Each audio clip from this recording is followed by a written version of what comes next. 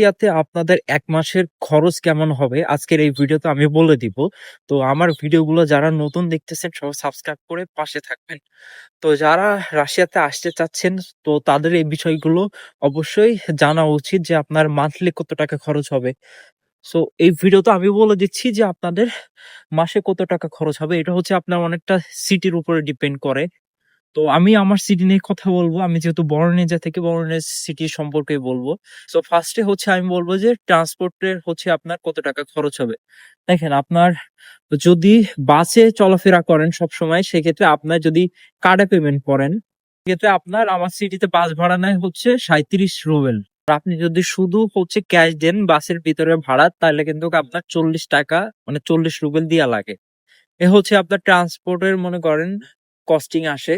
আপনি যেইখানেই যান এই ৩৭ যদি কার্ডে পেমেন্ট করেন তাহলে ৩৭ রুবেল দিয়ে আপনি এই সিটির ভিতরে যেকোনো জায়গায় যাইতে পারবেন। আর আবার আসার সময় আপনার আবার পেমেন্ট করলে ৩৭ রুবেল পেমেন্ট করা লাগবে। এখন হচ্ছে আপনার আহ খাওয়া খরচ কত টাকা আসতে পারে প্রতি মাসে? এখন আমি প্রতিদিনকার খাওয়া খরচ হিসাবে আমি আপনাদেরকে বলে দিচ্ছি। সেটা হচ্ছে যে এখানে আপনি যদি চাল কেনেন, ১ প্যাকেট চালের দাম বেশি না। মনে করেন ৬০ রুবেল মতন বা ৫৭ রুবেল মতন, ৬৫ রুবেল মতন। একেক সময় একেক রকম মনে করেন যে দাম থাকে। সো ওই এভারেজ এর ভিতরেই মনে করেন আপনাদের দাম থাকে। তো আপনি ১ প্যাকেট চাল কিনলে হচ্ছে আপনার ২-৩ দিন চলে যায়। একবার রান্না করলে আপনি যদি একা খান তাহলে হচ্ছে অনায়াসে মনে করেন যে ২ দিন তো অবশ্যই যাবে। তো আপনি যে কয়টা চাল কিনতে পারেন, এখন হচ্ছে মুরগির দাম কেমন হয়? দেখেন প্যাকেটে মুরগির দাম হচ্ছে খুবই কম। ৳১৫০ বা ৳২০০ বা ৳৩০০ রুবেলের ভিতরেও পেয়ে যাবেন। অনেক, অনেক হচ্ছে কাটা মুরগি আছে পিস হিসেবে লেগ পিস আছে সেগুলো আপনারা কিনতে পারেন।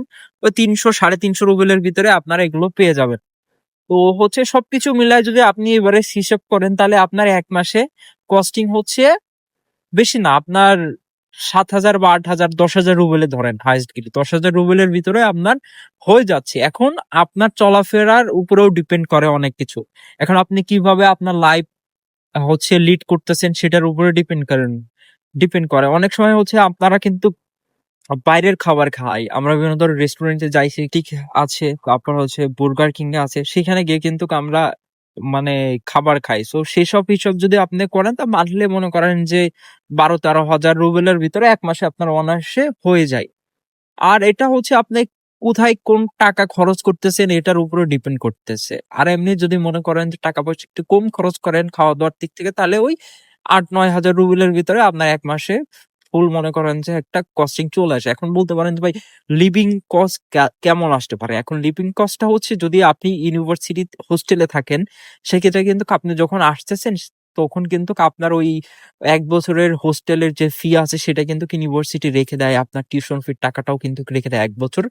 হোস্টেলে থাকেন তাহলে আপনার থাকা হচ্ছে ফ্রি থাকতেছেন। ১ বছর পরে আবার আপনার পেমেন্ট করতে হবে। আর আপনি যদি চান যে না আপনি হোস্টেলে থাকবেন না, আপনি হচ্ছে ফ্ল্যাট ভাড়া নিবেন ১ মাসে। তো ফ্ল্যাট ভাড়া যদি নেন সেক্ষেত্রে হচ্ছে আপনার মান্থলি মনে করেন ১৫,০০০ আছে, ১৭,০০০ রুবেলের ফ্ল্যাট পাবেন, ২০,০০০ আছে, ২৫,০০০ আছে, ৩০,০০০ রুবেলেরও আছে। সেটা হচ্ছে আপনার আ বাসার কন্ডিশনের উপরে ডিপেন্ড করে। তো মোটামুটি এই হচ্ছে ১ মাসে যদি আপনার যদি ফ্ল্যাট নিয়ে থাকেন এইটাই হচ্ছে কস্টিং। আর আমি যে কথাগুলো বলতেছি এটা মনে করেন 100% ট্রু। পরে হচ্ছে আপনার আ পিপলের কোর্সে হচ্ছে অনেকে কাজ করে। এমন না যে কাজ করা যায় না ভাই। কাজ করতে পারবেন। আপনি যখন মোটামুটি ভাষা জানবেন বা আপনার সিনিয়র ভাই যারা আছে তারা যদি তারা যে রেস্টুরেন্টে কাজ করে তারা যদি আপনাকে রেফার করে তো অবশ্যই আপনি ল্যাঙ্গুয়েজ বাদে সেসব কাজের জব করতে পারবেন না। অবশ্যই মানে পিপিডি কোর্সে হচ্ছে জব করার কিন্তু পারমিশন থাকে না। কিন্তু অনেক সময় জব করে। যখন মেইন প্রোগ্রামে উঠবেন তখন কিন্তু জব করার অবশ্যই তখন পারমিশন থাকে। তখন মনে করেন ইউনিভার্সিটি থেকে আপনার স্পার্কা দেয়, তারপর হচ্ছে রেজিস্ট্রেশন এটা প্রিপারেটরি কোর্সেও দেয় হচ্ছে রেজিস্ট্রেশন দেয়। বাট মেইন হচ্ছে আপনার স্পার্কা। আপনারা যখন প্রিপারেটরি কোর্সে আসে তখন কিন্তু আপনারা ইউনিভার্সিটির স্টুডেন্ট না এখনো। যখন আপনি মেইন প্রোগ্রামে উঠবেন তখন হচ্ছে আপনি ইউনিভার্সিটির একটা আ স্পার্কা দেবে ইউনিভার্সিটি থেকে তখন আপনি এগুলো সব জায়গায় শো করতে পারবেন। তো এই হচ্ছে বিষয়। তো আমার ভিডিওগুলো যারা দেখেন তো তাদের উদ্দেশ্যে একটা কথাই বলবো, অবশ্যই চ্যানেলে যারা ভিডিওগুলো দেখেন সবাই সাবস্ক্রাইব করবেন। তো সবাই ভালো থাকবেন, সুস্থ থাকবেন। আল্লাহ হাফেজ। দেখা হবে আপনাদের মাঝে নতুন কোনো ভিডিও নিয়ে।